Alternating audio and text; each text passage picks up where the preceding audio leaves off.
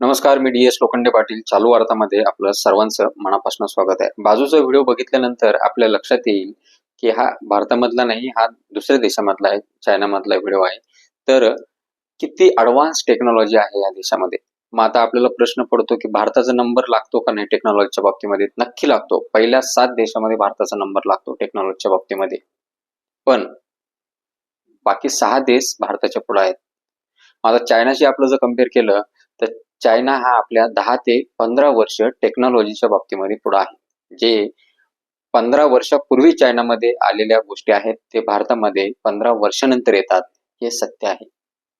त्यासोबतच काही सेक्टरमध्ये भारत नक्कीच नंबर 1ला आहे. आता कोणत्या सेक्टरमध्ये? तर आयटी सेक्टर जर घेतलं तर भारत हा जगातील नंबर 1चा देश आहे आयटी सेक्टरमध्ये सर्व्हिस देणारा. स्टार्टअपचा विचार केला तर भारत हा जगामधला नंबर 1चा देश आहे.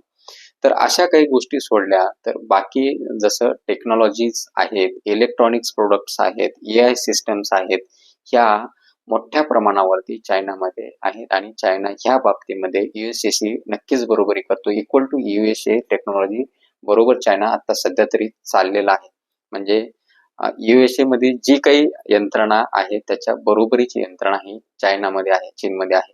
तर अशा पद्धतीनं आता आपण बाजूचा व्हिडिओ बघितला तर चायनाने काय डेव्हलप केलेलं आहे की आता आपल्या भारतामध्ये अनेक अशा घटना होतात. चक्कर येऊन पडणे, गाडीवरनं पडणे, बऱ्याचशा घटना होतात की मेंदूला मार लागला आणि माणूस ब्रेन हॅमरेज होतं, ब्रेन ला मार लागतो आणि तो दगावला जातो. पण त्यांनी एक अशी गोष्ट तयार केली, बाजूच्या व्हिडिओमध्ये पाहू शकता. त्यावरनं लक्षात येतं की यांच्याकडे किती ॲडव्हान्स टेक्नॉलॉजी आहे. आता ही भारतात याला किती दिवस लागतील? तर आता हा व्हिडिओ सोशल मीडियावरती व्हायरल होतोय. तर 10 वर्षानंतर ही भारतामध्ये टेक्नॉलॉजी येऊ शकते. तर आपण 10 वर्ष त्यांच्या पाठीमागे आहोत. तर या व्हिडिओबद्दल, या माहितीबद्दल आपल्याला काय वाटतं? कमेंट बॉक्समध्ये कमेंट करून नक्की कळवा. जय हिंद, जय महाराष्ट्र.